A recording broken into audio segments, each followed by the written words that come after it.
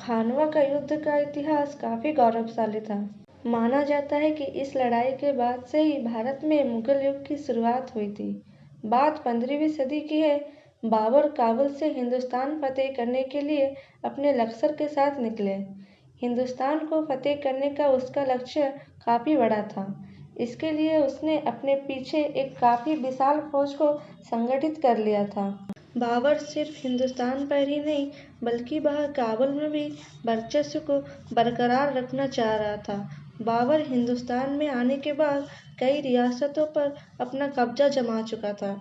वह अपने देखे सपने को पूरा करने के लिए हर युद्ध को लड़ने को तैयार था। फिर वह पानीपत के युद्ध को जीतकर दिल्ली में अपनी बादशाह कायम कर ली। मगर भविष्य में बाबर का मुकाबला काल के महायोद्धा महाराणा सांगा से हुआ। राणा सांगा को संग्राम सिंह के नाम से भी जाना जाता है। 17 मार्च 1527 को राणा सांगा की फौज को मुकाबला करने के लिए बाबर अपने विशाल लश्कर के साथ फतेहपुर सीकरी के निकट खानवा नामक जगह पर पहुंचा। वहां राणा सांगा और उनके दूसरे सहयोगी राजा पहले से ही बाबर की प्रतीक्षा कर रहे थे। इस युद्ध में राणा सांगा हाथी पर सवार होकर अपनी सेना का नेतृत्व कर रहे थे, जबकि बाबर अपनी सेना को पीछे से नेतृत्व दे रहे थे। बाबर ने पानीपत युद्ध में जिस तरह इब्राहिम लोदी को परास्त करने की युद्ध नीति बनाई थी, उसी युद्ध नीति का उपयोग उसने खानवा युद्ध में भी किया। उसने कई सारे तोपें अपनी सेना के पीछे तैनात कर रखी थी। राणा सांगा की सेना ने कुछ ही समय में बाबर के हर मोर्चे को चारों तरफ से घेर लिया। उनकी जीत मानो तय हो चुकी थी।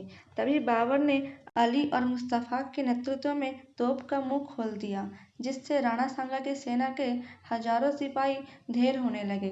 तभी राणा सांगा गुस्से में आकर युद्ध के मैदान के बीच में जा पहुंचे, जहां बाबर ने अपनी सेना को तुलगम पद्धति अपनाने को आदेश दिया, जिसके तहत राणा सांगा की सेना ने पीछे से हमला करना शुरू कर दिया।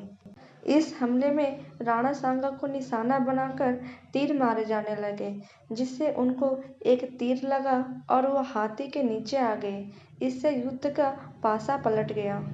बाबर ने गोला बारूद का जमकर इस्तेमाल करके लड़ाई का रूप अपने पक्ष में मोड़ लिया। यह जीत भारत के लिए बहुत अहम थी, क्योंकि उसने उत्तर भारत के एक वीर योद्धा को हराया था। खानवा के युद्ध को जीतने के बाद बाबर को गाजी की उपाधि मिली थी। खानवा के युद्ध को जीतने के बाद बाबर की ताकत का मुख्य केंद्र काबुल नहीं रहा, बल्कि आगरा और दिल्ली बन गया था।